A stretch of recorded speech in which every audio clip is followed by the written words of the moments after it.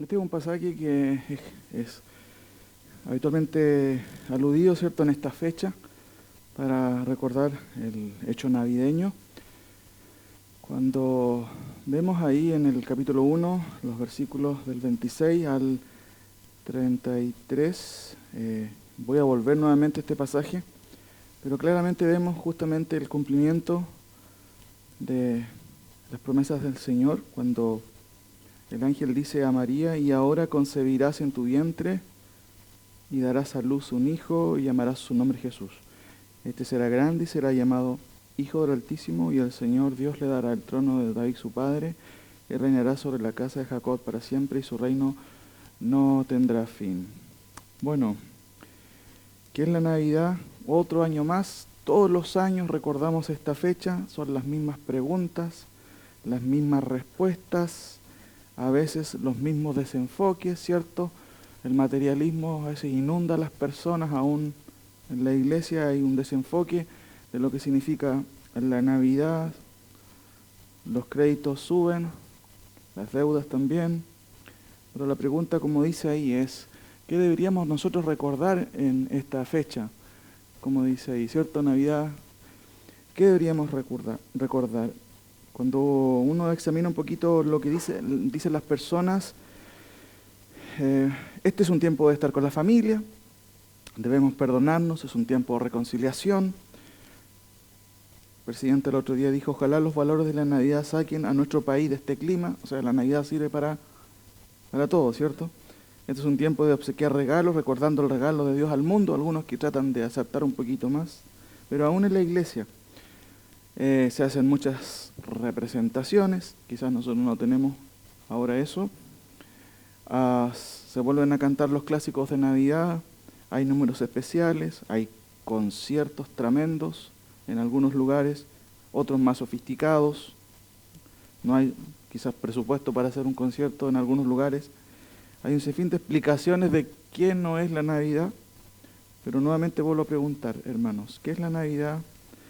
¿Qué deberíamos recordar en la Navidad? No está malo, hermanos, tener obviamente una reflexión acerca de la Navidad, cantar himnos navideños, cantatas si se puede, eso no está mal, pero creo que nos quedamos cortos si vamos a la Escritura, y yo quiero esta mañana justamente que vayamos a la Escritura. La Navidad es un hecho histórico, se recuerda así, es algo conocido. Sin embargo, desde el punto de vista de la Escritura, no es solamente este hecho del niño en el pesebre, es mucho más, y de hecho yo no estoy redescubriendo la rueda aquí, ustedes lo saben, pero quiero llevarles a pensar en algunas cosas que tienen que ver con quizás lo que el texto bíblico señala acerca de ello. En Lucas 24:21 dice lo siguiente: los discípulos camino a Emaús, pero nosotros esperábamos que Él era el que había de redimir a Israel. ¿Cuál fue la reprensión del Señor? Si ustedes notan, en los versículos 25 al 26 de Lucas 24, dice la Biblia ahí: entonces Él les dijo: oh insensatos y tardos de corazón, para creer todo lo que los profetas han dicho. ¿No era necesario que el Cristo padeciera estas cosas y entrara en su gloria? Entonces la pregunta que yo les hago esta mañana es: ¿qué ignoramos a menudo hoy nosotros cuando recordamos la Navidad? ¿Qué olvidaron los discípulos de camino de Emaús? Las Escrituras. Ellos olvidaron las mismas Escrituras una y otra vez. Por eso esta pregunta no es reiterativa, y seguramente nosotros tenemos nociones de qué es lo que es la Navidad, sí, pero nuevamente pregunto, mis hermanos, ¿qué debieron recordar o qué deberíamos recordar en esta Navidad? Sí, el nacimiento de un Salvador, nuestro Salvador, pero no es todo. No es todo. Y la pregunta de esta mañana es esta, y yo quiero responder básicamente a este nombre o a este tema, a esta reflexión, el nombre de este tema. ¿Lo alcanzan a leer? Dice ahí: la natividad de Cristo según los involucrados. ¿Quiénes son los involucrados? Y hay 7 casos en el nacimiento de Cristo que están, valga la redundancia, involucrados justamente en este hecho, en este acontecimiento glorioso del nacimiento del Hijo de Dios. pero que nos ayudan a entender qué es lo que ellos pensaron del nacimiento de Cristo y cómo eso a veces se aparta bastante de lo que a veces se enseña o se comenta o se cree. 7 casos, hermanos, que están justamente aquí en la Escritura, y yo creo que veamos esta mañana comparando algunas cosas. El primer caso tiene que ver, como dice ahí, el caso de Gabriel a Zacarías. Abra su Biblia en Lucas capítulo 1, vamos a ver varios pasajes esta mañana para justamente poder entender qué es lo que pensaron los involucrados. Lucas capítulo 1, del 5 al 17, lo leo rápido porque no quiero quedarme aquí, sino quiero ir comentando algunos pasajes en relación justamente a lo que estas personas que estuvieron involucradas pensaron acerca del nacimiento de Cristo. Hubo en los días de Herodes, rey de Judea, un sacerdote llamado Zacarías, de la clase de Abías. Su mujer era de las hijas de Aarón y se llamaba Elizabeth. Ambos eran justos delante de Dios y andaban irreprensiblemente en todos los mandamientos y ordenanzas del Señor. Pero no tenían hijo, porque Elizabeth era estéril y ambos eran ya de edad avanzada. Aconteció que ejerciendo Zacarías el sacerdocio delante de Dios, según el orden de su clase, conforme a la costumbre del sacerdocio, le tocó en suerte ofrecer incienso, entrando en el santuario del Señor. Y toda la multitud del pueblo estaba afuera, orando a la hora del incienso. Y se le apareció un ángel del Señor, puesto en pie a la derecha del altar del incienso. Y se turbó Zacarías al verle, y le sobrecogió temor. Pero el ángel le dijo: Zacarías, no temas, porque tu oración ha sido oída, y tu mujer Elizabeth te dará a luz un hijo, y llamarás su nombre Juan. Y tendrás gozo y alegría, y muchos se regocijarán de su nacimiento, porque será grande delante de Dios. No beberá vino ni sidra, y será lleno del Espíritu Santo, aún desde el vientre de su madre. Y hará que muchos de los hijos de Israel se conviertan al Señor, Dios de ellos. E irá delante de él, en el contexto es el Señor, ¿cierto?, con el espíritu y el poder de Elías, para hacer volver los corazones de los padres a los hijos y de los rebeldes a la prudencia de los justos, para preparar al Señor un pueblo bien dispuesto. Este es el primer caso. Anuncio del ángel, ¿cierto?, a Zacarías: va a tener un hijo, se llamará Juan el Bautista, pero él vendría a preparar también el camino ¿de quién? Del Señor. Todos lo sabemos, lo hemos escuchado. Sin embargo, de acuerdo al versículo 18 al 20, Zacarías no creyó y por ello quedó mudo. Ahora, ¿de dónde sacó Gabriel, mis queridos hermanos, sus ideas o estas ideas en cuanto a Juan el Bautista? Por otro lado, ¿quién es Juan el Bautista? En el plan de Dios, todos lo conocemos, pero ¿quién es Juan el Bautista? ¿Qué tiene que ver con el niño que iba a nacer? ¿Cuál es el cuadro completo? Por favor, acompáñenme a Mateo 17. Mateo 17, para entender quién es este precursor del Señor. Sabemos que Juan el Bautista hizo este papel, pero es bueno ver qué es lo que dice la Escritura en cuanto a esto. Mateo 17 es el relato de la transfiguración del Señor. No voy a comentar todo, pero sí algunos pasajes. 6 días después, Jesús tomó a Pedro, Jacobo y Juan, su hermano, y los llevó aparte en un monte alto, y se transfiguró delante de ellos, y resplandeció su rostro como el sol, y sus vestidos se hicieron blancos como la luz. Y aquí les aparecieron Moisés y Elías, hablando con él. Entonces Pedro dijo a Jesús: Señor, bueno es para nosotros que estemos aquí. Si quieres, hagamos aquí 3 enramadas, una para ti, otra para Moisés y otra para Elías. Mientras él aún hablaba, una nube de luz los cubrió, y he aquí una voz del cielo que decía: Este es mi Hijo amado, en quien tengo complacencia, a él oíd. Al oír estos, los discípulos se postraron sobre sus rostros y tuvieron gran temor. Entonces Jesús se acercó y los tocó y les dijo: levantaos y no temáis. Y alzando ellos los ojos, a nadie vieron sino a Jesús solo. Cuando descendieron del monte, Jesús les mandó diciendo: no cuenten esto a nadie, por favor, hasta que el Hijo del Hombre resucite de los muertos. Entonces sus discípulos le preguntaron diciendo: ¿por qué? Pues dicen los escribas que es necesario que Elías venga primero. Y noten por favor esta respuesta, versículos 11 y 12. Respondiendo Jesús les dijo: a la verdad, Elías viene en primero y restaurará todas las cosas. Pero el 12 es claro, aquí es clave. Mas os digo que Elías ya vino y no le conocieron, sino que hicieron con él todo lo que quisieron. Así también el Hijo del Hombre padecerá de ellos. Note lo que dice Jesús. Mas os digo que Elías ya vino y no le conocieron. Por favor, acompáñenme a Malaquías capítulo 3. Malaquías está antes de Mateo, es el último libro del Antiguo Testamento. Malaquías capítulo 3, versículo 1 al 4. Zacarías es uno de los involucrados. Dios habla por medio del ángel y le dice, tu esposa va a tener un hijo. Y sabemos que en ese hijo es Juan Bautista. ¿Qué tiene que ver Juan el Bautista con el niño Jesús? Lo hemos escuchado, lo hemos aprendido, sabemos que era el precursor que prepara el camino del Señor. Ahora, note por favor lo que dice Malaquías 3, 1 al 4. He aquí, yo envío mi mensajero, el cual preparará el camino delante de mí. ¿Quién está hablando?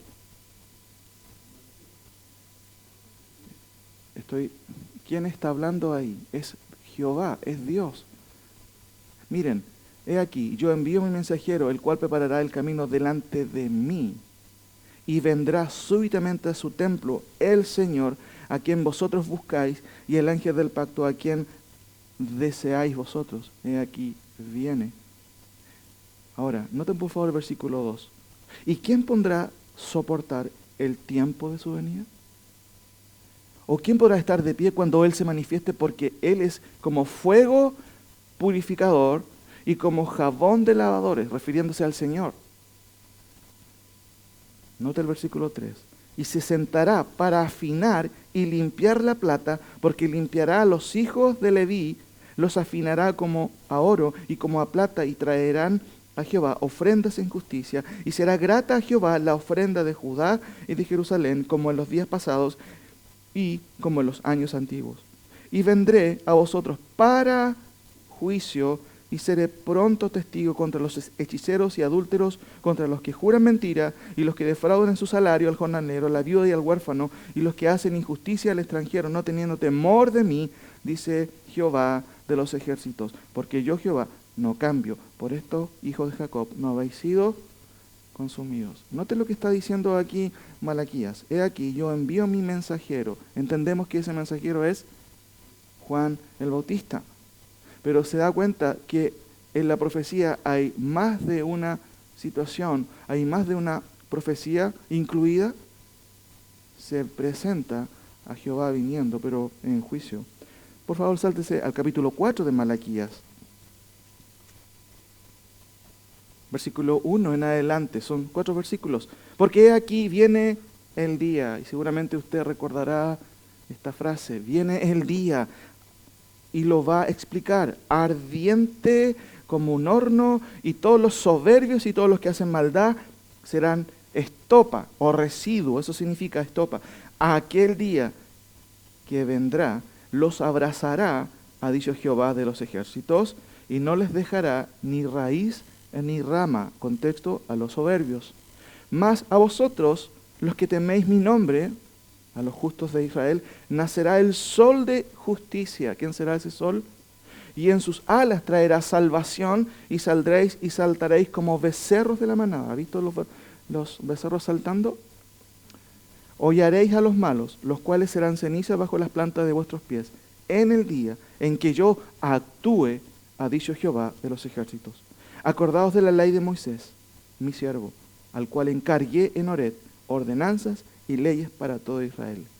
He aquí, yo os envío ¿a quién? Al profeta Elías, antes que venga, ¿qué cosa? Grande y terrible. Él hará volver, Elías, el corazón de los padres hacia los hijos y el corazón de los hijos hacia los padres. No sea que yo venga y hiera la tierra con maldición. ¿Quién es Juan el Bautista? Es precursor del Señor, pero también es la antesala, de acuerdo a esta escritura, de un día de juicios. Por favor, vaya a Mateo capítulo 3. Ahora, Mateo capítulo 3.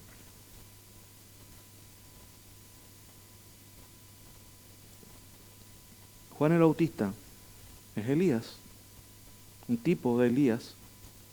Es un mensajero que anticipa el juicio de Dios, Es un mensajero que anticipa también el día de Jehová. Pero, ¿qué vemos en Mateo 3, del 1 al 8? Miren por favor lo que dice. En aquellos días vino Juan el Bautista predicando en el desierto de Judea. ¿Y qué decía? Arrepentíos porque el reino de los cielos se ha acercado. Porque el rey estaba ahí, había llegado, ¿cierto? Pues, y miren lo que dice el 3. Este es aquel de quien habló el profeta Isaías cuando dijo: voz del que clama en el desierto, preparad el camino del Señor, enderezad sus sendas. Y Juan estaba vestido de pelo de camello y tenía un cinto de cuero alrededor de su lomo, y su comida era langosta y miel silvestre. Y salía a él Jerusalén y toda Judea y toda la provincia de alrededor de Jordán, y eran bautizados por él en el Jordán, confesando sus pecados, se comprometían con el mensaje. Era muy interesante. Recuerden que esta explicación de que se bautizaban confesando sus pecados es porque habían rechazado a Cristo muchos de ellos. Pero miren lo que sucede en el versículo 7. Este precursor de Cristo, miren lo que hace. Al ver él que muchos de los fariseos, de los saduceos venían a su bautismo, les decía amablemente, generación, ¿de qué? De víboras. ¿Ustedes saben qué son las víboras? Las serpientes. Pero miren la pregunta. ¿Quién os enseñó a huir de qué cosa? ¿Qué tiene en mente Juan el Bautista? El día de Jehová. Miren lo que sigue a continuación. ¿Por qué les pide esto? Haced pues frutos dignos de arrepentimiento. Por favor, muestren, y dice frutos dignos de arrepentimiento, muestren de verdad lo que es un arrepentimiento genuino.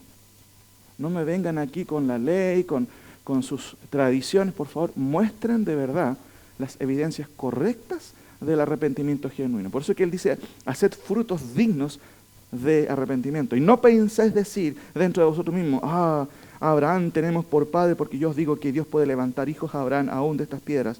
Y también el haya está puesta a la raíz de los árboles. Por tanto, todo árbol que no da buen fruto es cortado y echado en el fuego. Noten por favor el 11.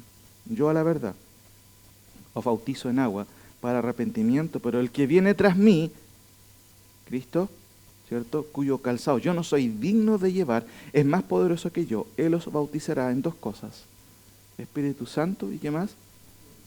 Y fuego. ¿A qué se refiere eso? Note por favor el 12. Su aventador está en su mano y limpiará su era y recogerá su trigo en el granero y quemará la paja en fuego que nunca se apagará. ¿Qué es Juan el Bautista?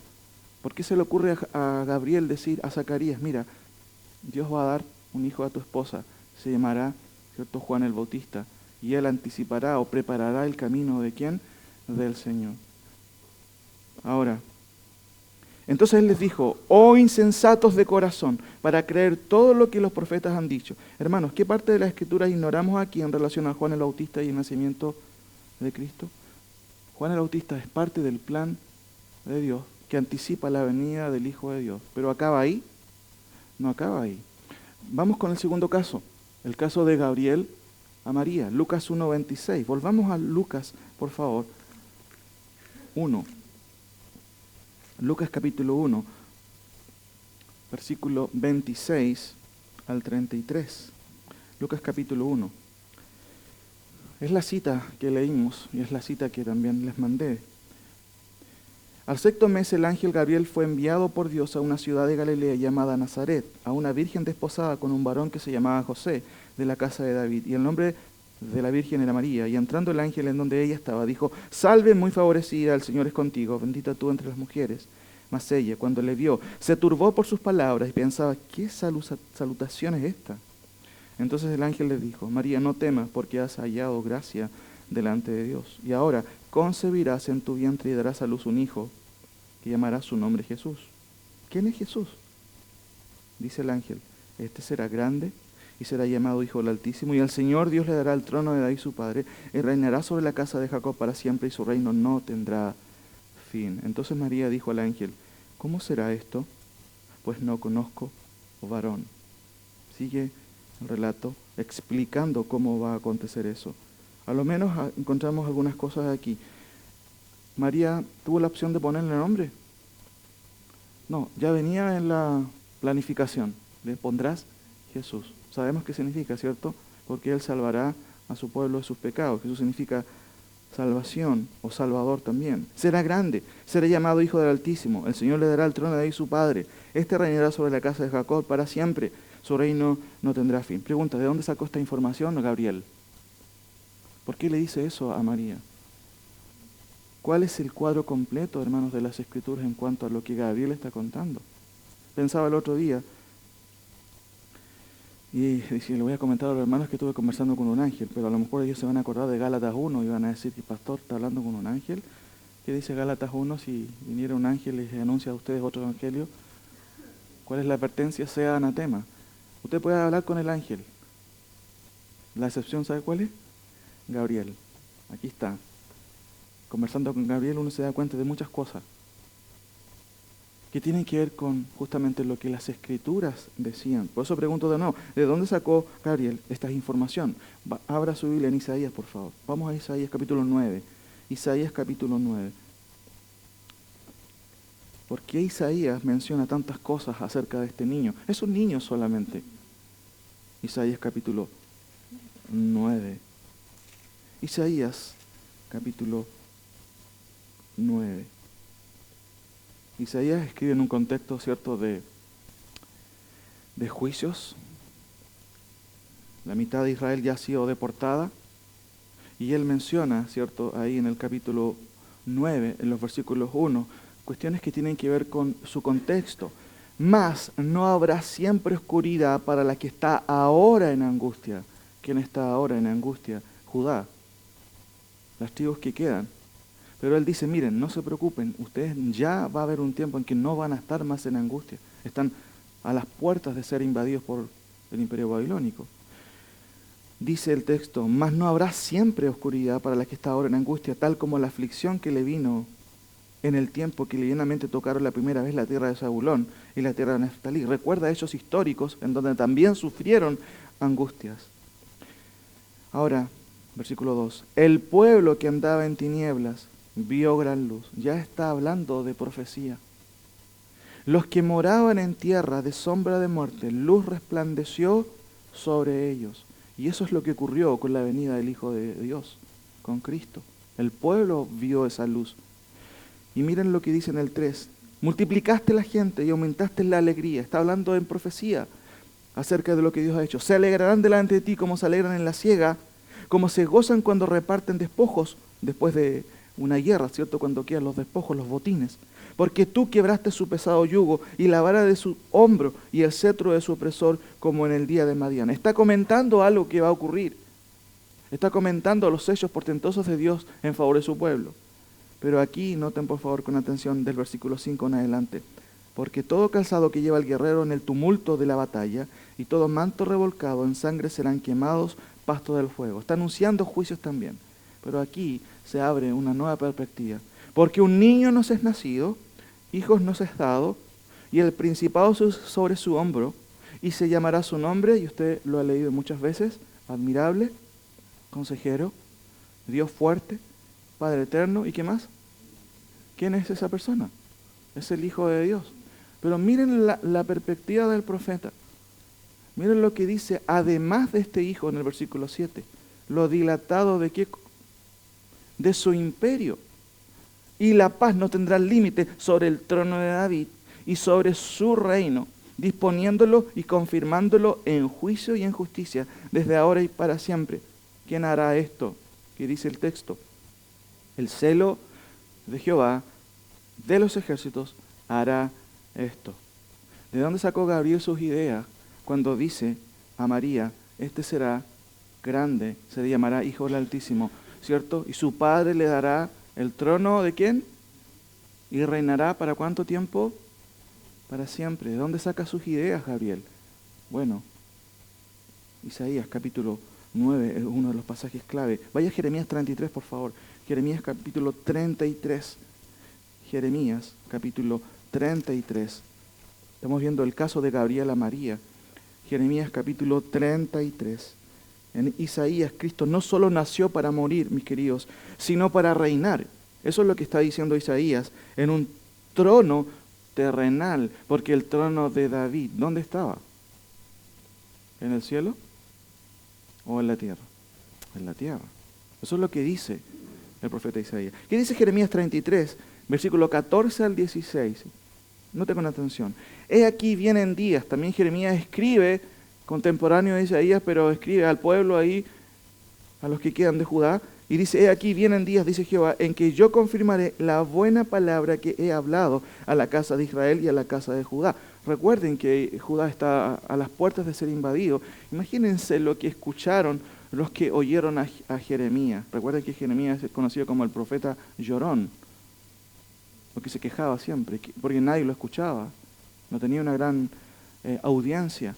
Imagínense él diciendo esto, he aquí vienen días, dice Jehová, en que yo confirmaré la buena palabra que he hablado a la casa de Israel y a la casa de Judá. Imagínense qué creen que pensarían los que estaban escuchando a Jeremías. Me parece que es lo mismo que le hubieran dicho o que le dijeron a Pablo cuando estaba en Atenas y Pablo empezó a hablar de la resurrección de los muertos. ¿Se acuerdan? Ah, ya te oiremos otra vez con tus cuentos. Seguramente a Jeremías le dijeron lo mismo, porque no estaban viendo lo que Jeremías dice o lo que estaba diciendo. 15, miren, en aquellos días, y esta frase nos lleva a un escenario totalmente diferente, futuro. En aquellos días, en aquel tiempo haré brotar a David un renuevo de justicia y hará juicio y justicia ¿a dónde? ¿Quién será ese renuevo de justicia? ¿Quién piensan ustedes? Miren lo que dice el versículo 16. En aquellos días Judá será salvo y Jerusalén habitará segura y se la llamará Jehová, justicia nuestra. ¿Qué está diciendo Jeremías? Cristo no solo es el brote de David final, ¿cierto? Nacido en Belén. Cristo traerá justicia. ¿A dónde? Dice el texto, en la tierra. Entonces yo les pregunto, ¿de dónde sacó Gabriel sus ideas? De las Escrituras. ¿Cuál fue el error de los discípulos de Emaús con respecto a lo que le iba a pasar? Y le pasó a Cristo, de hecho. Que habían ignorado, ¿qué cosa? Las Escrituras. Sáltense a Jeremías 19, 22, por favor. Miren la última sección. Jeremías 33, perdón, es el mismo capítulo. Miren lo que dice. Qué interesante, me llama mucho la atención. Vino palabra de Jehová a Jeremías diciendo, además, así ha dicho Jehová, si pudierais invalidar mi pacto con el día y mi pacto con la noche, de tal manera que no haya día ni noche a su tiempo, bueno, podrá también invalidarse mi pacto con mi siervo David, para que deje de tener hijo que reine sobre su trono, y mi pacto con los levitas y sacerdotes, mis ministros. Como no puede ser contado el ejército del cielo, ni la arena del mar se puede medir, así multiplicaré la descendencia de David, mi siervo, y los levitas que me sirven. ¿Qué está diciendo Jeremías a continuación de lo que acaba de decir? Dios mismo ofrece una alternativa para invalidar su pacto con David. ¿Quién es el cumplimiento del pacto de David? ¿No es Cristo? Por supuesto. ¿Qué está diciendo Gabriel a María? ¿Se acuerdan? Miren, volvamos súper rápido a Lucas, capítulo 1, para volver a Jeremías 33, porque hay algo muy interesante que está diciendo el Señor ahí. Lucas capítulo 1, versículo 32. Este será primero grande y será llamado Hijo del Altísimo, y el Señor Dios le dará el trono, ¿de quién? De David, su padre, y además, dice el texto, y reinará sobre la casa de Jacob para siempre, y su reino no tendrá fin. Volvamos a Jeremías 33. Miren lo que Dios está diciendo, hermanos, en el versículo 19 en adelante, súper solemne. Dice, vino palabra de Jehová a Jeremías diciendo, así ha dicho Jehová, si pudierais invalidar mi pacto con el día y mi pacto con la noche, de tal manera que no haya día ni noche a su tiempo, podrá también invalidarse mi pacto ¿con quién? Con mi siervo David, para que deje de tener hijo que reine sobre su trono. Hermano, ¿a quién se está aludiendo ahí? A Cristo. Es el cumplimiento final de las promesas que Dios hizo a David en el pacto davídico. Pero miren qué interesante. Dios mismo ofrece una alternativa para invalidar su pacto con David y este brote. Dice Jeremías proponiéndonos, hazlo y él dejará su pacto a un lado. La pregunta es, ¿podremos invalidar nosotros porque él toma la figura del día y la noche como un pacto? Dios estableció que después del día viene la y después otra vez el día. ¿Alguien de ustedes puede invalidar eso, cambiar eso? Miren, dice Dios, y nos da la pauta, como diciendo, ¿quieres invalidar mi pacto con David? Bueno, trata de cambiar el día y la noche. Si lo haces, bueno, mi pacto con David se va a invalidar. ¿Qué está diciendo Jeremías? Jamás nadie podrá invalidar el pacto que yo hice con David. ¿Qué es el acontecimiento navideño, hermanos? Perfecto, es el cumplimiento de una parte solamente. Ah, no, nació en un pesebre, listo. No, pero ahora reina en nuestros corazones, precioso. Ahí está el reino de Dios. ¿O es más que eso? Miren, vuelvo a leer. Entonces él les dijo, oh insensatos y tardos de corazón para creer todo lo que los profetas han dicho. Hermanos, ¿qué parte de las Escrituras ignoramos aquí de la declaración? Y el Señor Dios le dará el trono a David su padre y reinará sobre la casa de Jacob para siempre y su reino no tendrá fin. ¿Qué tú puedes estar ignorando con eso? No, eso es un reino espiritual. ¿Qué dice la profecía? Es un reino terrenal. ¿Qué podremos estar ignorando? ¿Qué ignoraron los discípulos de Emaús con respecto al sacrificio de Cristo posterior a su resurrección y a las glorias que vendrían tras ellos, como dice Jesús? Ay, ustedes ignoran lo que dice la Escritura. Muchas veces nosotros ignoramos, mis queridos hermanos, las Escrituras. ¿De dónde saca estas ideas Gabriel?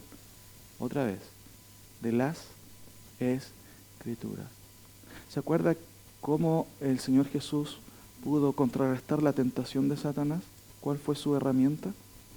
Escrito está. Escrito está. Tercer caso. Vamos al caso de María y Elizabeth. Lucas 1. Vamos a Lucas otra vez. Lucas 1. Versículos 39 al 56. En aquellos días, levantándose María, fue deprisa a la montaña, a una ciudad de Judá, y entró en casa de Zacarías y saludó a Elizabeth. Y aconteció que cuando oyó Elizabeth la salutación de María, la criatura saltó en su vientre, y Elizabeth fue llena del Espíritu Santo y exclamó a gran voz y dijo, bendita tú entre las mujeres, y bendito el fruto de tu vientre. ¿Por qué se me concede esto a mí, que la madre de mi Señor venga a mí? Porque tan pronto como llegó la voz de tu saludo a mis oídos, la criatura saltó de alegría en mi vientre. ¿Quién estaba saltando adentro de la guatita de Elizabeth? Juan el Bautista, ¿cierto? Y bienaventurada la que creyó, porque se cumplirá lo que le fue dicho de parte del Señor. Entonces María dijo, ponga atención en esto, porque este es el tercer caso de quienes están involucrados en el hecho navideño. El primero es Gabriel, ¿se acuerda? Gabriel a Zacarías, Gabriel a María, pero aquí es María y Elizabeth que están involucradas en el hecho, y es María que revela algo. Entonces lo que dice María, versículo 46. Engrandece mi alma al Señor, y mi espíritu se regocija en Dios mi Salvador, porque ha mirado la bajeza de su sierva, pues he aquí, desde ahora me dirán bienaventurada todas las generaciones, porque me ha hecho grandes cosas, el poderoso santo es su nombre, y su misericordia es de generación en generación a los que le temen.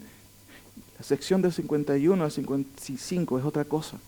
La primera sección, del versículo 47 al 50, es una sección personal, lo que Dios ha hecho conmigo. Pero aquí María como que alza su mirada y se acuerda de las profecías también. O se acuerda de cuán grande es el Señor. Note, hizo proezas con su brazo, esparció a los soberbios en el pensamiento de sus corazones, quitó de los tronos a los poderosos y exaltó a los humildes, a los hambrientos colmó de bienes y a los ricos envió vacíos. Socorrió a Israel, su siervo, acordándose de la misericordia de la cual habló a nuestros padres para con Abraham y su descendencia para siempre. Note por favor lo que está diciendo María. Socorrió a Israel, su siervo, acordándose de la misericordia de la cual habló a nuestros padres. ¿Qué habló Dios a los padres? ¿En qué se resumen esas promesas?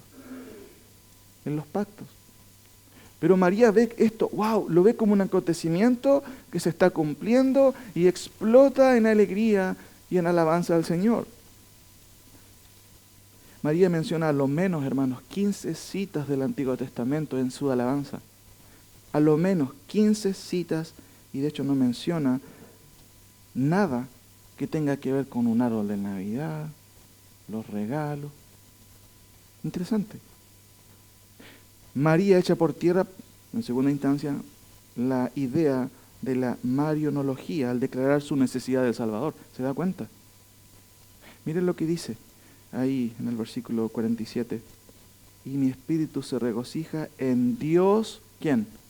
Mi Salvador. ¿María necesitaba del Salvador? Por supuesto. ¿Era pecadora? Sí. No es la Inmaculada Concepción. Por eso que echa por tierra esta doctrina totalmente antiescritural. Reconoce además su bajeza. Note por favor lo que dice ahí. Porque ha mirado, ¿qué cosa? La bajeza de su sierva. María no era una persona de renombre, pero aún Dios la miró y la eligió para ser justamente la madre, en el sentido humano, del niño, la madre del Hijo de Dios. Versículo 51 al 55 revela la perspectiva de María que tenía de Dios, un Dios que cumple su palabra.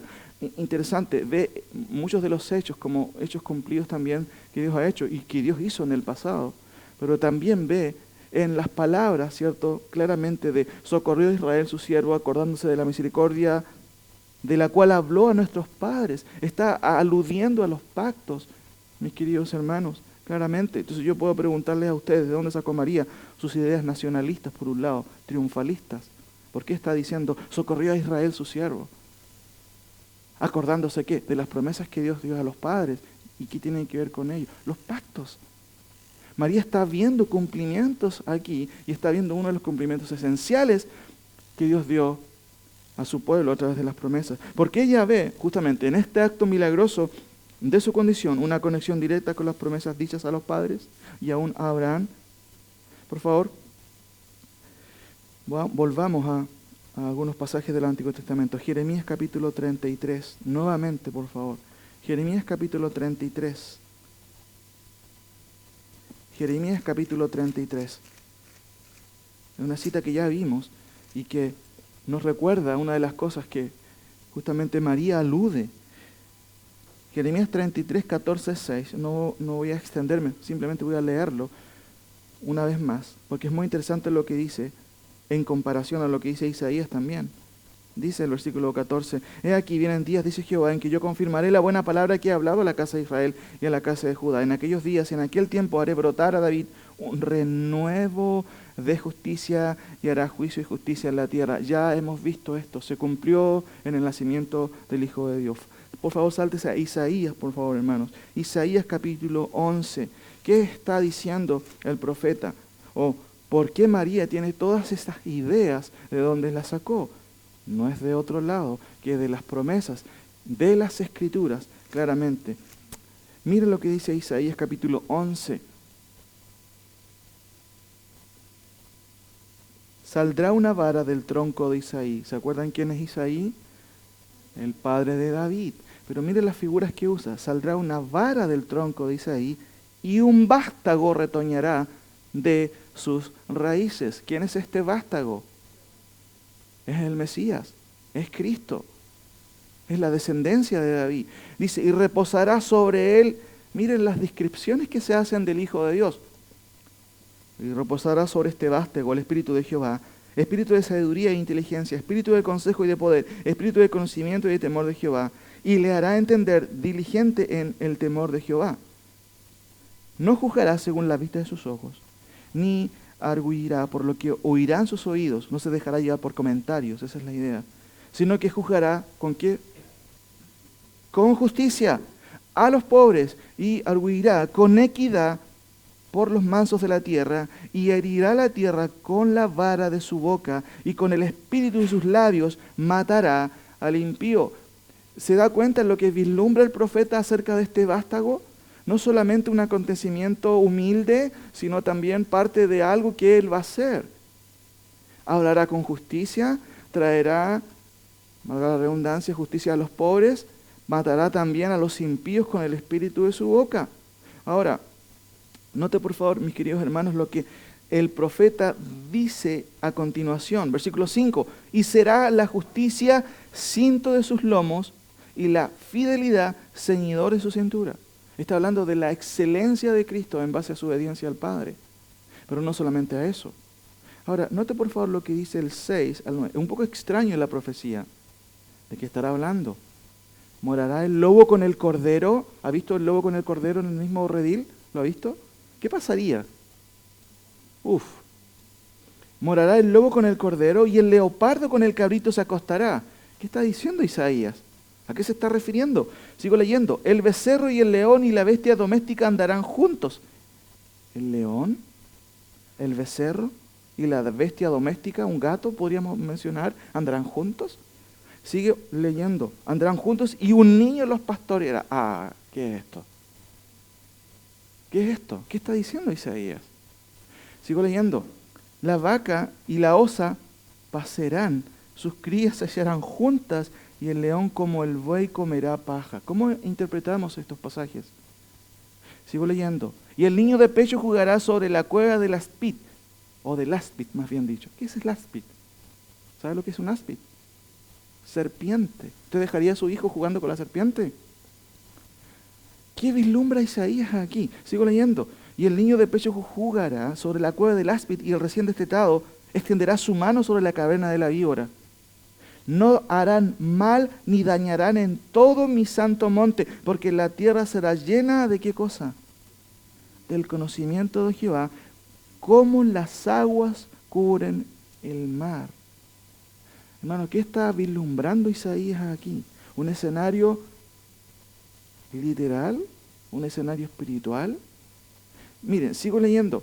Acontecerá que en aquel tiempo que la raíz de Isaí, wow, ¿quién es la raíz de Isaí? Dice, acontecerá en aquel tiempo que la raíz de Isaí, ¿quién es la raíz de Isaí? Sabemos que es David, pero está apuntando ¿a quién? A Cristo.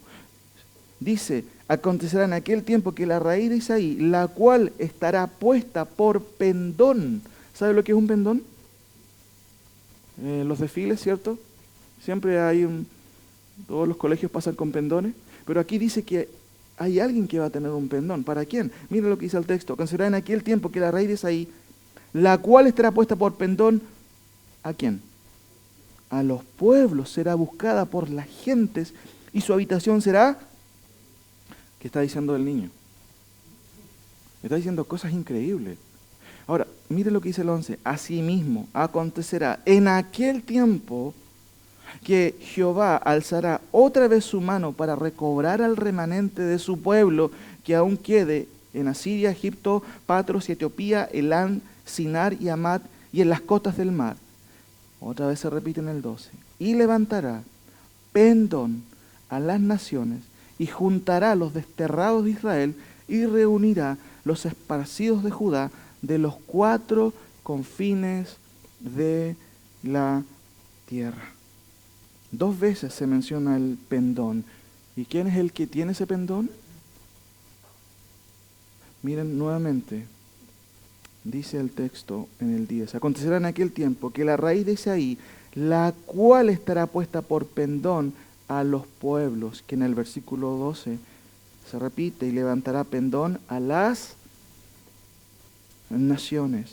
Algunas conclusiones de lo que dice Isaías. Jeremías dice que este brote no le llama ahí vástago, le llama brote, que es sinónimo de vástago. Dice que traerá justicia en la tierra. Dice Isaías 11 que este vástago es de la línea de David. Juzgará con justicia, como ningún rey ha podido hacerlo. Pero este rey sí que lo va a hacer. Este vástago lo va a hacer. Dice esta sección del 6 al 10 que este vástago, será buscado por los pueblos. Pero también se nos dice que este vástago juntará a los desterrados de Judá. Sáltese por favor a Mateo 24, que es la antesala a lo que nosotros conocemos como el reino. Mateo 24, por favor, Mateo 24.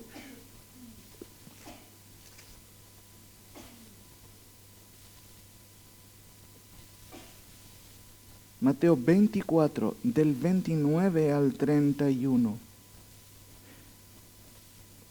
Dice el Señor en Isaías que este niño, este vástago, este brote juntará a sus escogidos, ¿se acuerda? A los desterrados de los 4 confines. Miren, lea por favor el 29 al 31 con calma y con silencio ahí. Y conteste esta pregunta.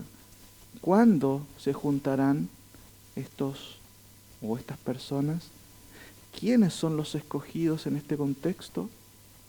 En Isaías capítulo 11, ¿a quién se está refiriendo el profeta?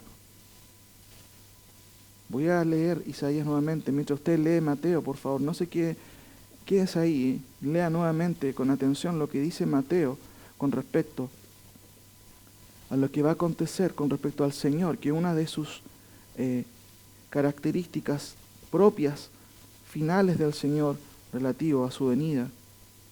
Dice el texto en el 12, refiriéndose en aquel tiempo, Isaías 11, y levantará pendón a las naciones, y juntará a los desterrados de Israel, y reunirá a los esparcidos de Judá, de los 4 confines de la tierra. Ahora, ¿qué dice Mateo 29 al 31? E inmediatamente después de la tribulación de aquellos días, el sol se oscurecerá, y la luna no dará su resplandor, y las estrellas del cielo caerán por la redundancia del cielo, y las potencias de los cielos serán conmovidas. Entonces aparecerá la señal del Hijo del Hombre en el cielo, y entonces lamentarán todas las tribus de la tierra, y verán al Hijo del Hombre viniendo sobre las nubes del cielo con poder y gran gloria, y enviará a sus ángeles con gran voz de trompeta, y juntará a quienes dice la Biblia ahí. ¿Y de qué parte los va a juntar? De los 4 vientos, desde un extremo del cielo hasta...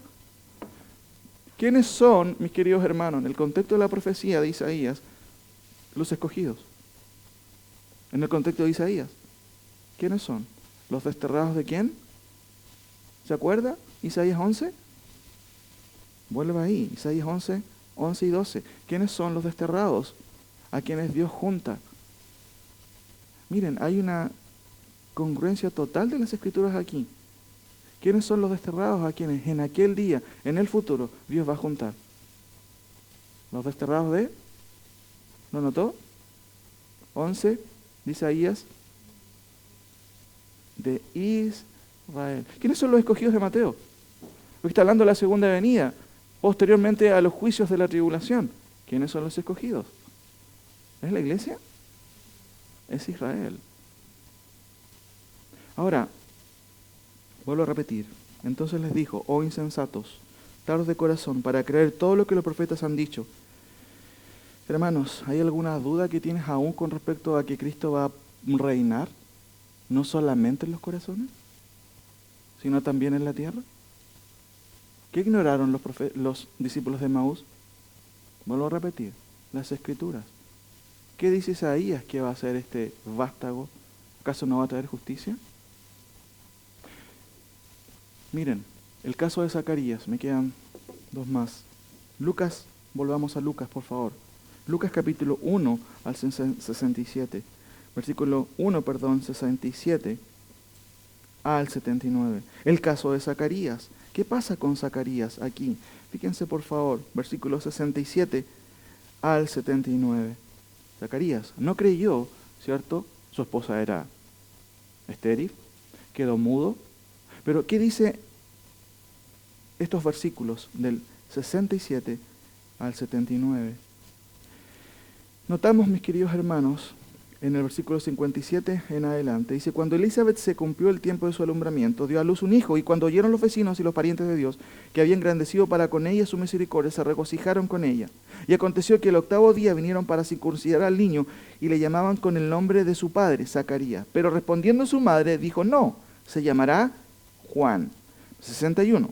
Le dijeron, ¿por qué? No hay nadie en tu parentela que se llame con ese nombre. Entonces preguntaron por señas a su padre, porque no hablaba, recuerden, cómo le quería llamar. 63. Y pidiendo una tablilla, escribió diciendo, Juan es su nombre, y todos se maravillaron. ¿Qué pasó cuando hizo eso Zacarías? ¿Se acuerdan? Versículo 64. Al momento fue abierta su boca y suelta su lengua, y habló bendiciendo a Dios, y se llenaron de temor todos sus vecinos, y en todas las montañas de Judea se divulgaron todas estas cosas. Y todos los que la oían las guardaban en sus corazones, diciendo, ¿quién pues será este niño? Y la mano del Señor estaba con él. Y noten lo que va a pasar con Zacarías. Y Zacarías, su padre, fue lleno del Espíritu Santo y profetizó diciendo. ¿Cómo se llama el sermón de esta mañana? La natividad de acuerdo a los involucrados. ¿Qué pensaron los involucrados? Ya tenemos varios casos y hemos visto qué es lo que ellos pensaban del nacimiento de Cristo. Pero ¿qué piensa Zacarías? Note por favor con atención la lectura del 68 al 79. Bendito el Señor Dios de Israel, que ha visitado y redimido ¿a quién? Hermanos, los casos de Zacarías, de María, de Elizabeth y Zacarías son nacionalistas. Todos están pensando en que Dios ha cumplido sus promesas a su pueblo. ¿Cuál pueblo? Israel. Miren lo que dice, por favor. Volvamos ahí, 68 en adelante. Bendito el Señor Dios de Israel, que ha visitado y redimido a su pueblo. Y nos levantó un poderoso Salvador en la casa de ¿quién? En la casa de David, su siervo. ¿Quién había dicho esto? ¿Dónde surge esto? En las Escrituras. Sigo leyendo. Como habló por boca de sus santos profetas que fueron desde el principio. Y note por favor la segunda sección. Salvación de nuestros enemigos de la mano de todos los que nos aborrecieron, para hacer misericordia con nuestros padres y acordarse de su santo pacto, los pactos que Dios hizo con Israel, del juramento que hizo Abraham nuestro padre, que nos había de conceder que, librados de nuestros enemigos, sin temor, le serviríamos en santidad y en justicia delante de él todos nuestros días. Miren lo que está haciendo Zacarías, hermano. Está sacando o está aludiendo casi todo el Antiguo Testamento con respecto a lo que Dios había prometido a su pueblo por medio de sus promesas, y está viendo en parte todos los cumplimientos en ¿quién? En el Hijo, ¿cierto?, de Dios, en el nacimiento de este niño. Mire lo que significa para él. Él no está pensando, a lo mejor, muchas veces uno podría pensar en el caso de que cuando le preguntan el nombre a Elizabeth dice, ¿cómo se va a llamar? Juan. Y le piden a él que traiga la tablilla. Él no escribe Elizabeth, no sé, se va a llamar, no sé, Pedro o Esteban. No, se va a llamar Juan. Pero él también no alude y no escribe de pasadita, Elizabeth, tráete el árbol de Navidad o cualquier otra cosa. Él nos remite a qué cosa? Al Antiguo Testamento. Ahora, sigo leyendo. Y tú, niño profeta, ¿a quién se refiere? A Juan el Bautista. Miren, perdón. Y tú, niño profeta, del Altísimo serás llamado, porque irás delante de la presencia del Señor para preparar sus caminos. ¿Quién había dicho esto? Muy bien, Isaías. Pero ¿qué vislumbra Isaías? ¿Solamente el nacimiento del Hijo de Dios? La anticipación de la venida en juicio de Dios. No sé si van entendiendo, mis queridos hermanos, qué piensan los involucrados del nacimiento de Cristo. Ellos no están pensando, oh, qué lindo, es un tiempo de confraternidad familiar, debemos juntarnos, debemos perdonar, debemos reconciliar. ¿En qué están pensando? En el cumplimiento de las Escrituras al pie de la letra. Ahora, sigo a continuación leyendo. Dice, y tú, niño, profeta del Altísimo, serás llamado porque irás delante de la presencia del Señor, de Cristo, para preparar sus caminos, para dar conocimiento de salvación a su pueblo, Israel, para perdón de sus pecados, por la entrañable misericordia de nuestro Dios, con quien nos visitó desde lo alto la aurora, para dar luz a los que habitan en tinieblas y en sombra de muerte, para encaminar nuestros pies por el camino de paz. Y el niño crecía y se fortalecía en espíritu y estuvo en lugares desiertos hasta el día de su manifestación a Israel, tal cual las Escrituras lo decían. Hay varias cosas que dice Zacarías. Reconoce que Dios es el Dios de Israel. Zacarías ve en el niño Jesús la redención de su pueblo, mis queridos hermanos. Zacarías ve en el niño Jesús un descendiente directo de David, como fue anunciado por los profetas. Zacarías ve en el niño Jesús el cumplimiento de las promesas de Dios a sus padres, como el cumplimiento del pacto que Dios hizo con ellos. Zacarías ve en su hijo Juan como el precursor del Señor, como quien prepara el camino del Señor. Pregunto nuevamente, ¿de dónde sacó Zacarías sus ideas? ¿De dónde cree que las sacó? De las Escrituras. El penúltimo caso, el caso de los ángeles. ¿Se acuerdan qué pensaron los ángeles? Miren, Lucas 2.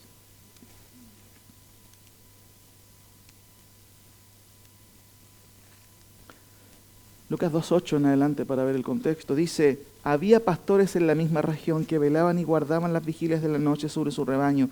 Y he aquí, se les presentó un ángel del Señor y la gloria del Señor los rodeó de resplandor y tuvieron gran temor. Pero el ángel les dijo, no temáis, porque he aquí, os evangelizo. Eso es una de las palabras que aparece ahí literalmente.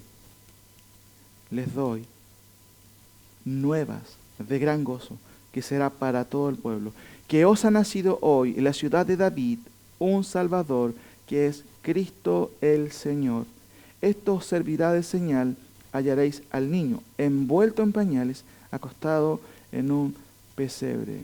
¿Y qué sucedió a la par de esa explicación, mis queridos hermanos del ángel? Miren, dice el texto ahí,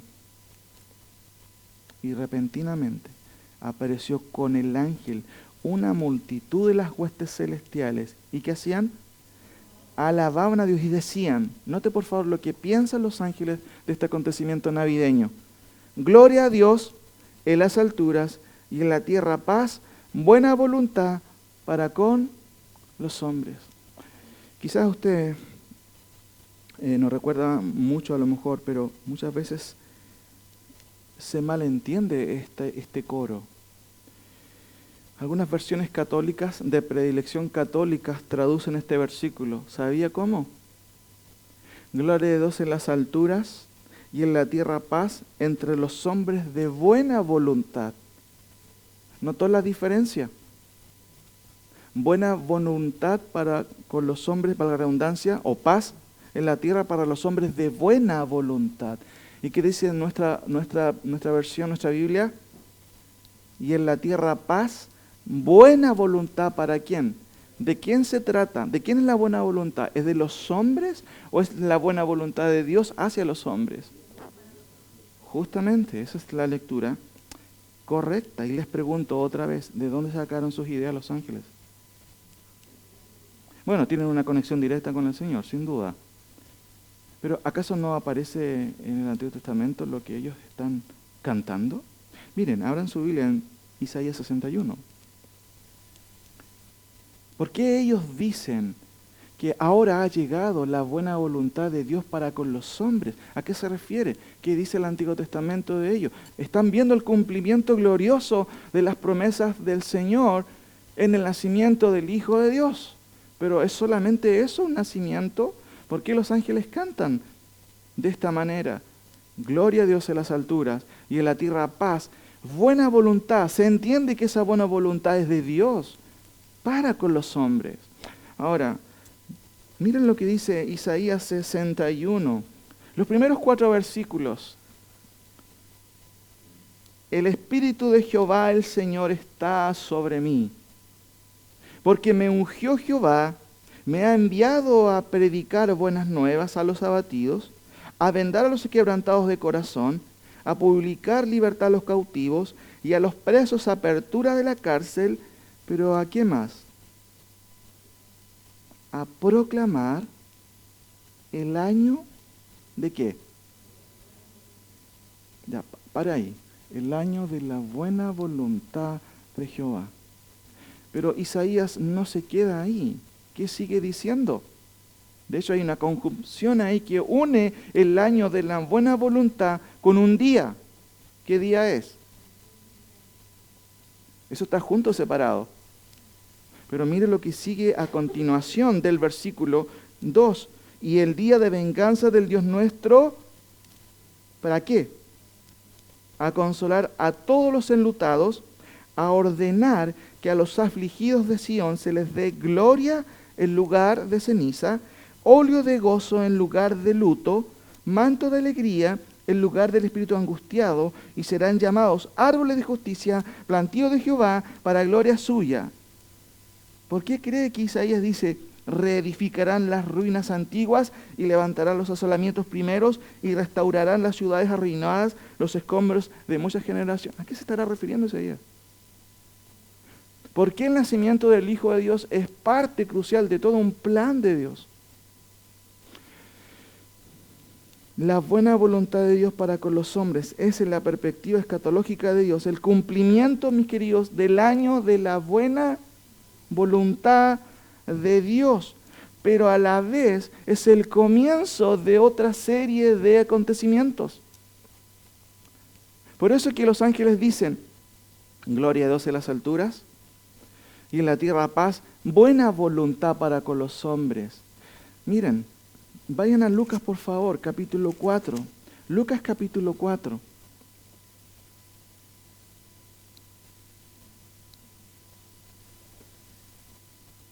Lucas capítulo 4. ¿Usted sabía cómo empieza su ministerio el Señor Jesucristo? ¿Cuál es el primer sermón que Él habla? Miren lo que dice el versículo 14 en adelante. Lucas 4. Y Jesús volvió en el poder del Espíritu a Galilea y se difundió su fama por toda la tierra alrededor. Y enseñaba en las sinagogas de ellos y era glorificado por todos. Vino a Nazaret donde se había criado y en el día de reposo entró en la sinagoga conforme a la costumbre y se levantó a leer. Y se le dio el libro del profeta. ¡Oh, qué casualidad! El profeta Isaías. ¿Por qué no tomó a Amós o Miqueas o otro profeta? Se le dio el libro de Isaías. Y habiendo abierto el libro, halló el lugar donde estaba escrito. Miren, el Espíritu del Señor está sobre mí, por cuanto me ha ungido para dar buenas nuevas a los pobres, me ha enviado a sanar a los quebrantados de corazón, a pregonar libertad a los cautivos y vista a los ciegos, a poner en libertad a los oprimidos, a predicar, ¿qué cosa? El año agradable del Señor, en la perspectiva de Isaías, es el año de la buena. Pero miren, ¿por qué el Señor, qué es lo que hace en el 20? ¿Qué es lo que hace? Enrollando el libro lo dio al ministro y se sentó. ¿Qué no leyó el Señor? ¿Por qué hizo un corte a Isaías? ¿Qué dice la profecía? El Espíritu de Jehová está sobre mí, dice Isaías. Uno podría pensar, ¿este es Isaías? Pues ya sabe que no es Isaías. ¿Quién es? Es Jesús. Son las palabras que Jesús dijo. El Espíritu de Jehová está el Señor sobre mí, porque mi ungió Jehová me ha enviado a predicar buenas nuevas. Eso es lo que hizo Cristo en su ministerio. ¿Predicar qué cosa? Buenas nuevas. ¿Qué más hizo? Vendó los corazones de los cautivos, publicó libertad a los cautivos y a los presos apertura de la cárcel. Vino a proclamar el año de la buena voluntad de Jehová. Pero dice Isaías, a proclamar el año de la buena voluntad de Jehová. Y el día de venganza del Dios. Pregunta, ¿cuál es el día de venganza de acuerdo a las profecías? El día de Jehová. Miren lo que dice Lucas. Y enrollando el libro lo dio al ministro y se sentó. Y los ojos de todos de la sinagoga estaban fijos en él. Y comenzó a decirles, hoy se ha cumplido. ¿Qué dice su Biblia? Esta escritura delante de vosotros. ¿Qué se ha cumplido? Lo que los ángeles están cantando. Gloria a Dios en las alturas y en la tierra paz y buena voluntad ¿para quién? Para todos los hombres. ¿Cuál buena voluntad? El año de la buena voluntad del Dios. ¿Por qué Jesucristo lee Isaías y llega hasta ahí nomás? ¿Será que lo demás no se va a cumplir?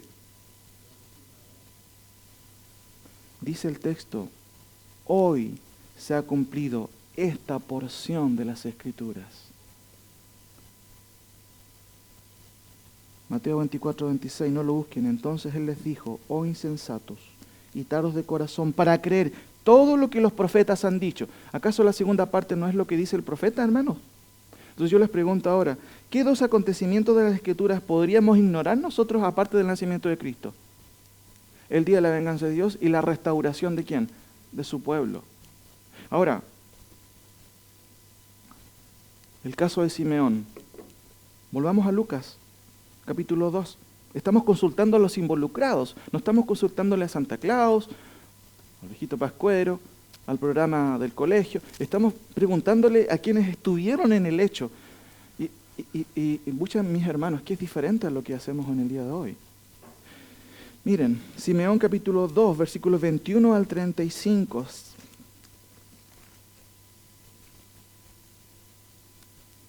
Cumplieron los 8 días para circuncidar al niño, le pusieron por nombre Jesús. Usted ya sabe por qué Jesús, el cual le había sido puesto por el ángel antes que fuese concebido. Y cuando se cumplieron los días de la purificación de ellos, conforme a la ley de Moisés, le trajeron a Jerusalén para presentarles al Señor, como está escrito en la ley del Señor. Todo varón que abriere la matriz será llamado santo al Señor. Y para ofrecer conforme a lo que se dice en la ley del Señor, un par de tórtolas o 2 palominos. He aquí, había en Jerusalén un hombre llamado Simeón. ¿Y este hombre cómo era? Justo y piadoso. Eso es muy clave en el texto. Justo y piadoso. Y él esperaba la consolación, dice el texto, de Israel, o más bien la consolación, ¿cierto? De Israel, y el Espíritu Santo estaba sobre él. Esto es clave. El Espíritu Santo dirigió, mis queridos hermanos, a Simeón, tal cual dirigió también a Zacarías. Recuerden que Zacarías, en el versículo 67, dice, y Zacarías su padre fue lleno del Espíritu Santo y profetizó de acuerdo a sus emociones. Mira lo que va a hacer Simeón, el mismo patrón. Es como que Dios se asegura de que estos no digan cosas que son incorrectas, porque son dirigidos por el Espíritu Santo, porque van a mencionar cuestiones que Dios les mandó decir. Dice el texto ahí, 25, he aquí, había en Jerusalén un hombre llamado Simeón, y este hombre justo y piadoso esperaba la consolación de Israel, y el Espíritu Santo estaba sobre él, y le había sido revelado por el Espíritu Santo que no vería la muerte antes que viese al ungido del Señor. Y movido por el Espíritu vino al templo, y cuando los padres del niño Jesús lo trajeron al templo para hacer por él conforme al rito de la ley, él lo tomó en sus brazos y bendijo a Dios diciendo, note lo que dice Simeón, ahora Señor, despide a tu siervo en paz conforme a tu palabra, porque han visto mis ojos, ¿qué cosa? Miren, tu salvación, la cual has preparado en presencia de todos los pueblos, luz para revelación a los gentiles y gloria de tu pueblo Israel. Miren, hay una diferencia muy interesante en lo que Simón o Simeón dice con respecto a Gabriel, Zacarías, María y los ángeles. Los anteriores son todos profecías, ¿cierto?, que tienen que ver con ¿qué? Con Israel. ¿Y Simeón qué hace? Es universalista. No estoy hablando de la teología del universalismo católico, no. Pero él incluye en el acontecimiento navideño no solamente a su pueblo, sino a ¿quién? ¡Wow! ¡Qué interesante! ¿Por qué interesante sería? De hecho, tuvo que ser así. Porque la salvación del Señor Jesucristo no era solo para ellos. Y miren, leo nuevamente. Dice, porque han visto en mis ojos tu salvación, la cual has preparado en presencia de todos los pueblos. Todos hemos visto, todos hemos sido testigos, dijeron la gente en ese día, que nació un niño, pero muy especial, no cualquier niño. Y dice Simeón, luz para revelación a los gentiles y gloria de tu pueblo Israel. Miren, mis queridos hermanos, ¿qué cosa esperaba Simeón? Dice el versículo ahí, en el pasaje 25, que era un hombre justo y piadoso, que esperaba la consolación. ¿De quién? ¿Qué consolación, hermano? ¿En qué estaba pensando Simeón? ¿Por qué piensa en la consolación? La idea de consolación ahí básicamente tiene que ver con que Dios acude en ayuda a su pueblo. Yo les podría preguntar, ¿de dónde sacó sus ideas Simeón? Vayan por favor a Isaías 40. Isaías 40.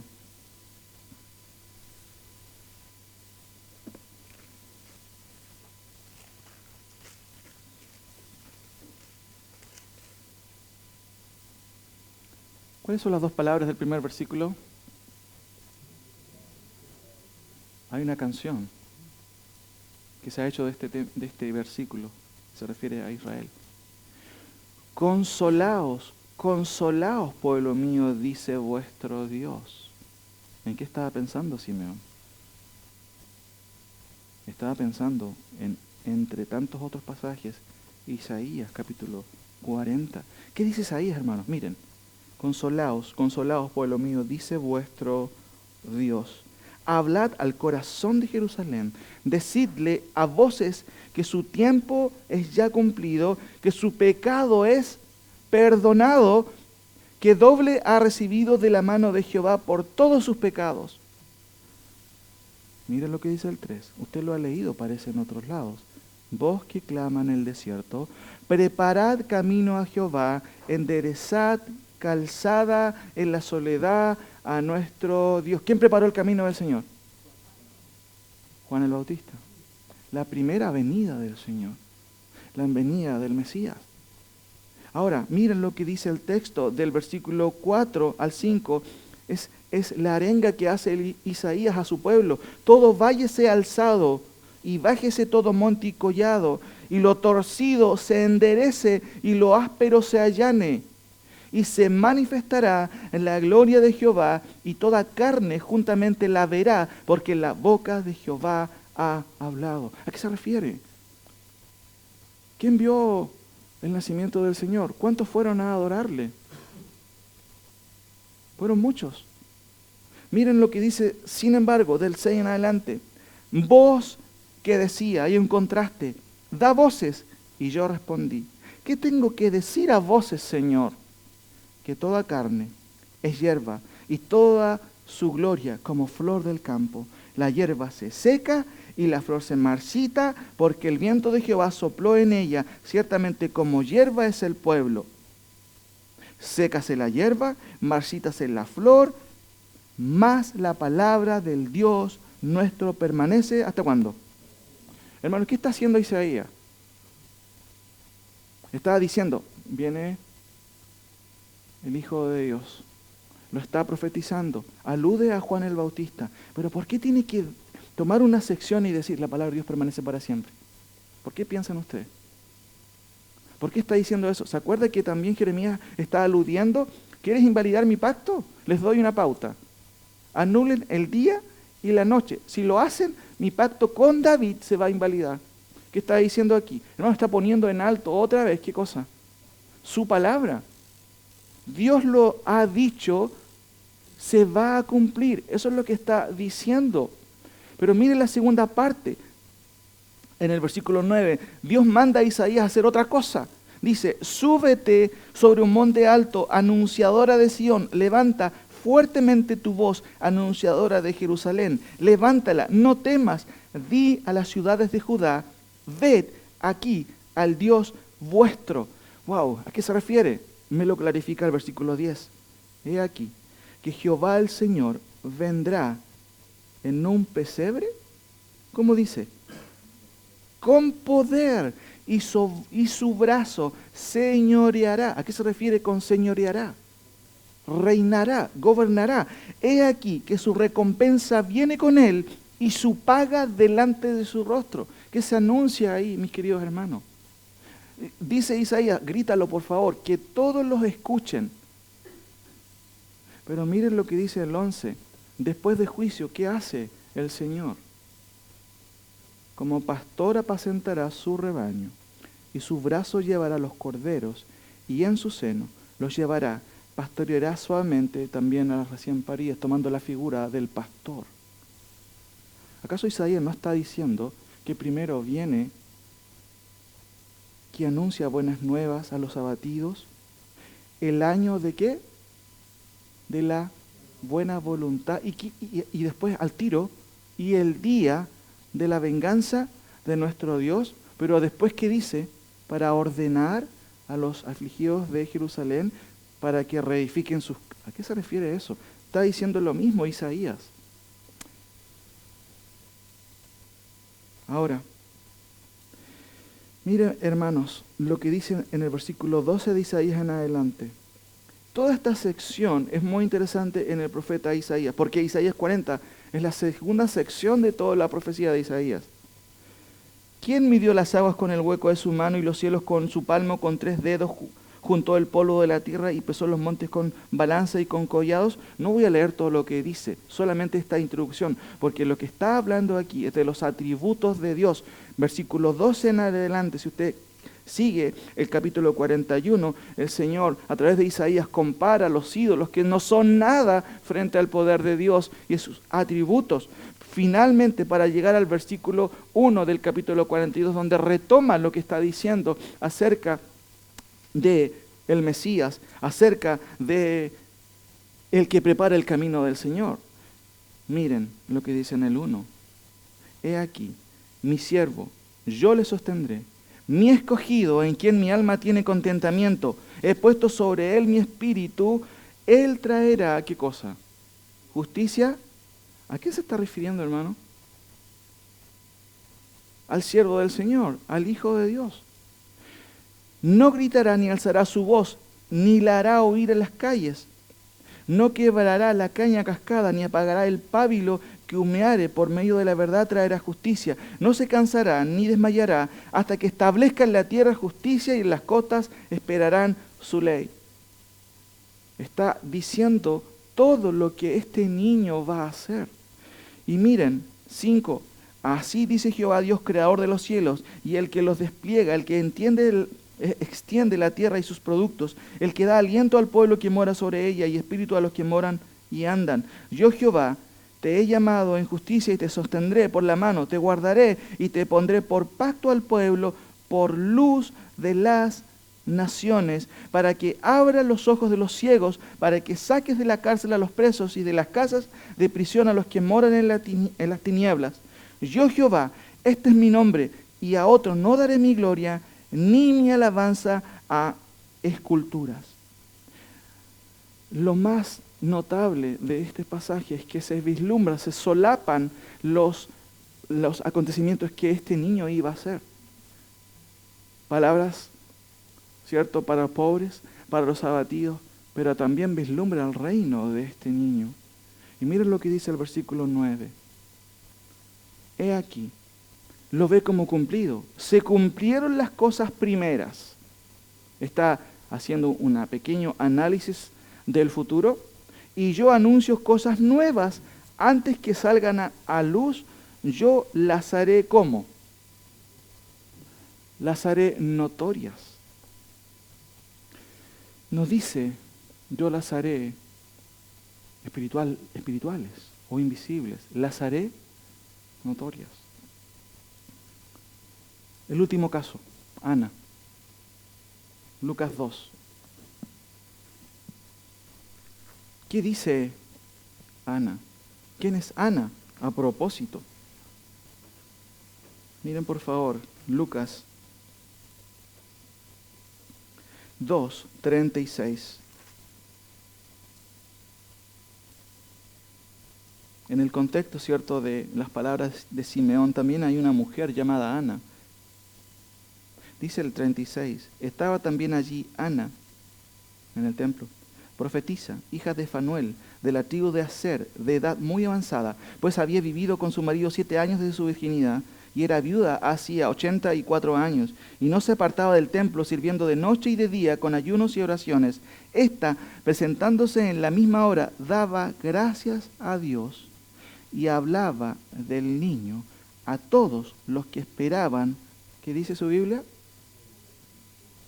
La redención en Israel, o más correctamente, la redención de Jerusalén. Hermanos, estoy terminando. Ana era viuda, no se apartaba del templo, daba gracias al Señor, pero ella dice claramente, y hablaba del niño a todos los que esperaban la redención de Jerusalén. Eso dice el texto original.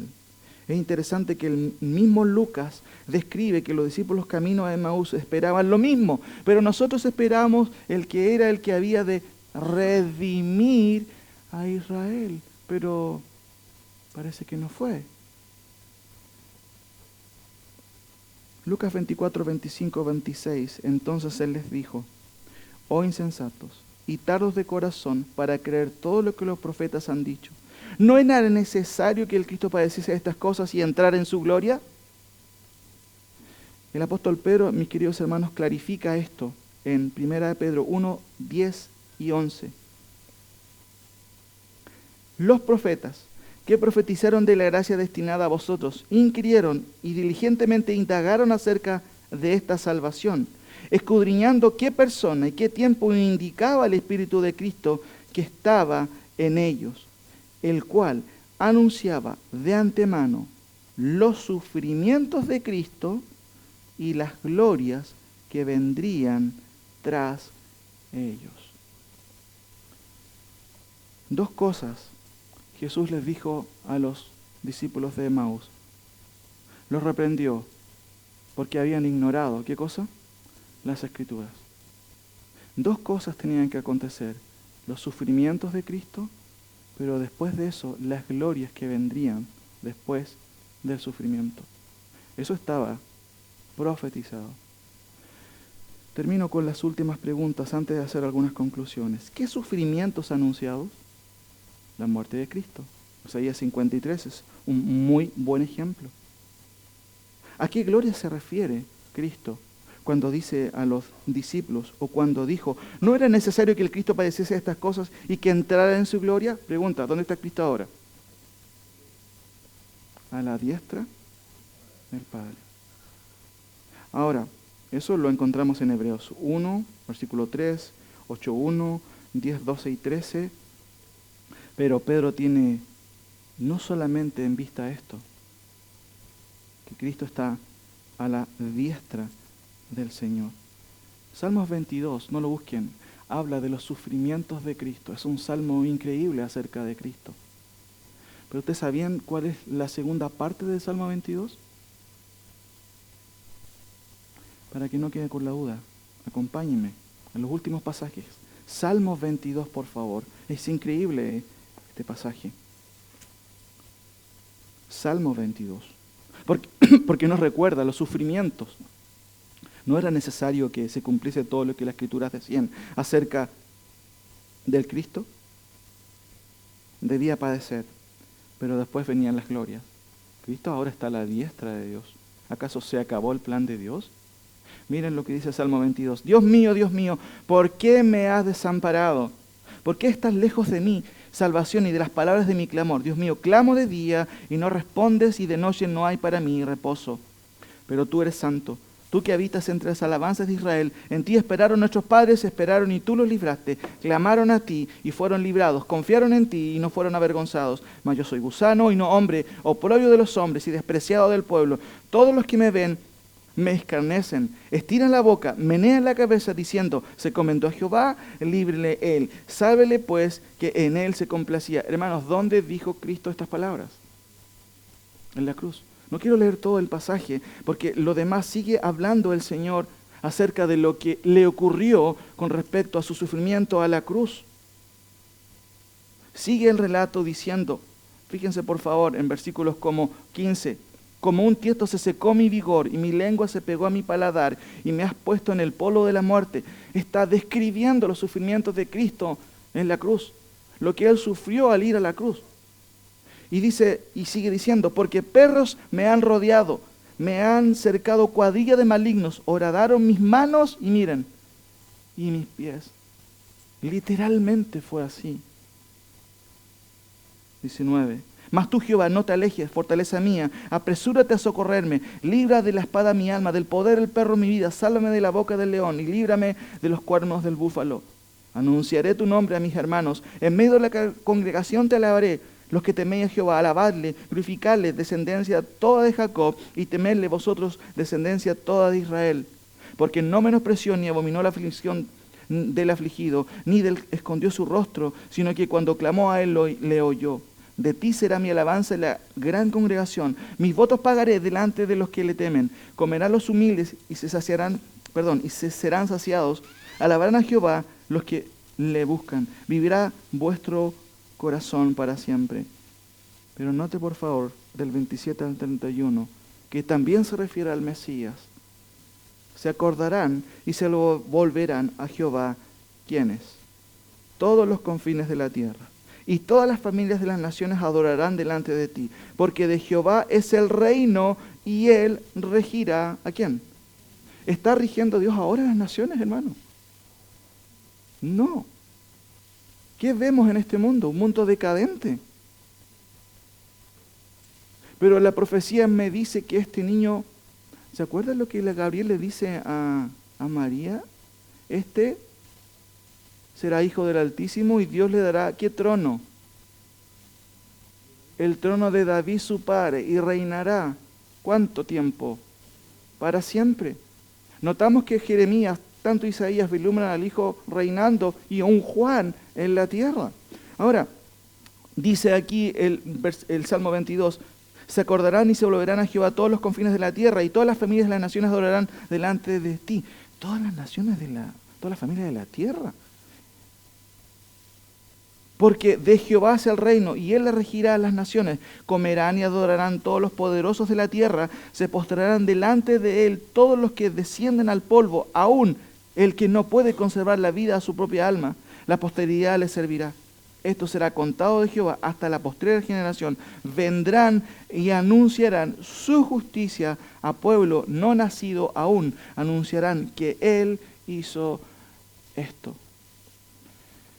Mis queridos hermanos, ¿por qué notamos esto en estas declaraciones o estas alusiones de los involucrados, claramente refiriéndose al Antiguo Testamento y refiriendo al hecho del nacimiento como el cumplimiento inicial de toda una serie de profecías?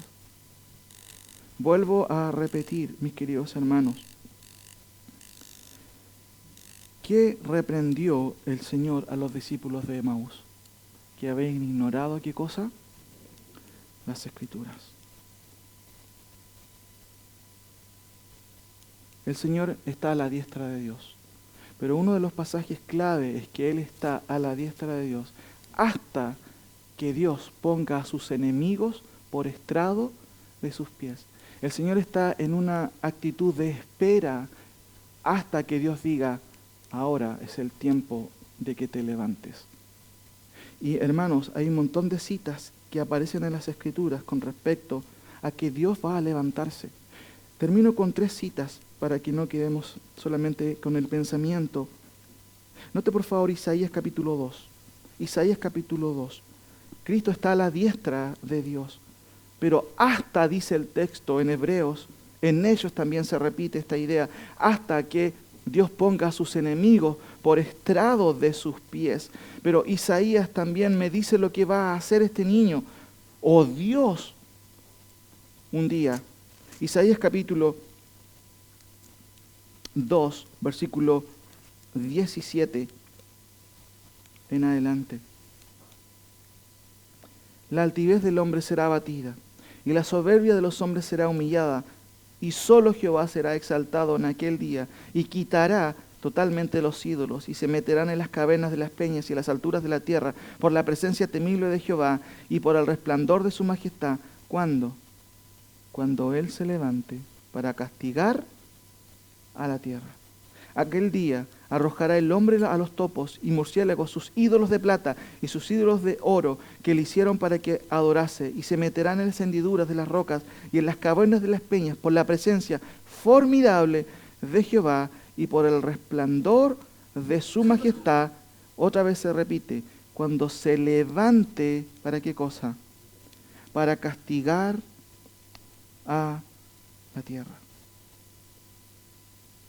Mis queridos hermanos, va a llegar un día en que Cristo va a volver. De hecho, Juan en Apocalipsis capítulo 19 vislumbra al Hijo de Dios, a este niño que nace en Belén, pero viniendo con gloria y con poder para instaurar su reino. Isaías 42:9 muestra a Dios que anuncia el futuro. Dice, he aquí se cumplieron las cosas primeras, y yo anuncio cosas nuevas antes que salgan a la luz. Yo las hago notorias, dice el texto, mis queridos. No dice que las voy a hacer invisibles, o alegóricas, o espiritualizadas. Dice, las haré notorias. Y hasta ahora Dios ha hecho notoria su palabra, cumpliendo, mis queridos hermanos, las profecías acerca del Hijo de Dios, del Hijo de David. Concluyo con dos conclusiones. ¿Qué deberíamos recordar en la Navidad, mis queridos hermanos? ¿Qué deberíamos recordar? Sí, el nacimiento de nuestro Salvador perfecto es el nacimiento del Señor. Pero nuevamente pregunto, ¿cómo lo entendieron los involucrados? Y tres cosas quiero resumir aquí. La natividad de Cristo, según los involucrados, fue un evento histórico prometido por Dios y cumplido tal cual las Escrituras lo habían profetizado. Segunda cosa, la natividad de Cristo fue para los involucrados la primera parte de un sinfín de profecías que aún van a cumplirse. Tercero, la natividad de Cristo, según los involucrados, introduce y puso en marcha la cuenta regresiva para la venida del Señor y su reino. Segunda parte o segundas conclusiones. Debemos de tener cuidado con algunas ideas que muchas veces, adoptamos nosotros y repetimos. La primera venida de Cristo fue gloriosa. La segunda, bueno, con todo lo que se discute, no hay que ser muy dogmático, porque la escatología es una doctrina secundaria. Les pregunto a ustedes, ¿realmente la escatología, las doctrinas del futuro acerca de Cristo, son doctrinas secundarias, hermano? ¿Cuál fue el error de los discípulos? ¿Ignorar qué cosa? Cuando usted dice de la escatología es una doctrina secundaria, hermano, está ignorando, no una teología en especial, está ignorando ¿qué cosa? Las Escrituras. Yo escucho muchas veces esto, y quizás como un consejo. No te preocupes. Hay una cierta discrepancia en cuanto a las doctrinas futuras. Son doctrinas secundarias. Hermanos, no hay ni un pasaje en las Escrituras y en el Nuevo Testamento que pueda fundamentar esa idea. Ninguna. Todo lo contrario. Cuando Pablo le dice a los tesalonicenses, hablando de las cosas futuras, les dice, pero con respecto a la venida de nuestro Señor Jesucristo y a nuestra reunión con Él, relájense, no está muy claro el tema. Hay discusión. ¿Qué dice Pablo? No os dejéis mover de vuestro modo de pensar. No hay ningún pasaje en el Nuevo Testamento que me sustente esta idea de pensar, no, las cosas futuras, no, hay discusión teológica. No, hermanos. Tenga cuidado en eso. Segunda cosa, la escatología suele concebirse como la esfera de lo porvenir, lo que está en el futuro. Sin embargo, erramos si solo pensamos y nos quedamos con este concepto. Primero, porque la escatología, mis queridos hermanos, no es lo que los teólogos piensan del futuro, sino lo que Dios ha determinado va a acontecer. ¿Acaso no ha acontecido todo lo que la Biblia ha dicho con respecto a Cristo? ¿Fue así o no? Bueno, y lo que queda, ¿cómo va a ser? ¿Será que se cumplirá o quedará en el vacío? Mis queridos hermanos, no perdamos de vista esto. La escatología divina es una cuestión del pasado. ¿Saben por qué? Porque cuando Dios determina algo, Él lo ve ¿cómo? Él lo ve mirando hacia atrás. Es un hecho cumplido. ¿Por qué creen que el Señor dice en Salmo 2.6, yo he puesto mi rey en Sion? ¿Está Cristo ahora en Sion? ¿Por qué el Salmo 2, increíble, dice, porque yo he puesto mi rey en Sion y Él apacentará y gobernará, incluso en el contexto, parafraseando, a los pueblos, con equidad y con justicia y con vara de hierro, como dice Juan también? ¿Por qué Dios ve ese acontecimiento aún que no vemos como un hecho ya cumplido y de facto? Es porque la palabra de Dios, mis queridos hermanos, siempre se va a cumplir. Tengamos cuidado en eso, mis queridos hermanos. Termino con lo último. Hebreos 9:27, ustedes se lo saben de memoria, lo usamos en evangelismo. Y de la manera que está establecido para los hombres. Y después de esto, ¿se acuerdan lo que dice el 29? Perdón, el 28. Tenemos pegado el 27. ¿Y el 28 qué dice? ¿Se acuerdan? ¿Se acuerdan cómo dice? Mire, búsquelo. Hebreos 9:27, y con esto estamos terminando. Hebreos 9, 27 y 28. Mire, léalo ahí con calma. Mire lo que dice, qué interesante. Hebreos 9, 27.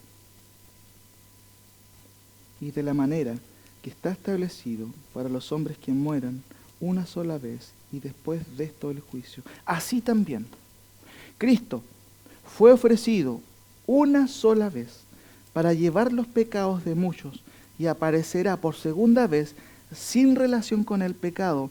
¿Para qué? Para salvar ¿a quién? Yo le pregunto a usted, Cristo nació en Belén, perfecto, nació un Salvador, pero Él viene otra vez, pero no a todos, dice que viene a salvar a los que le esperan. Es muy interesante la lectura literal de este texto porque dice de esta manera, Cristo una sola vez fue ofrecido para muchos llevar sobre sí los pecados. Por segunda vez, sin relación al pecado, se aparecerá a los que le están aguardando para salvación. Es muy interesante lo que la lectura literal. Dice, se aparecerá a los que están aguardando para salvación. Muy interesante. Después quizás voy a comentar eso en otro tema. ¿Por qué? ¿Cuál es el énfasis? ¿Usted espera al Señor? Eso es parte, hermanos, de la perspectiva bíblica que nosotros debemos de pensar. Cristo nació en Belén, se cumplió la Escritura al pie de la letra. ¿Volverá algún día? Va a hacerlo. Y Él viene a buscar a lo suyo. ¿Usted lo espera? ¿Qué deberíamos aprender, hermanos, de todo esto, de todos estos casos, de los involucrados? ¿Qué ignoraron los discípulos de Emaús? Ignoraron las Escrituras. No ignoremos, hermanos, lo que es el acontecimiento navideño, es el cumplimiento de la palabra del Señor, tal cual Él lo ha dicho. Pero también es el comienzo de grandes bendiciones para quienes hemos alcanzado la gracia de Dios. Oremos.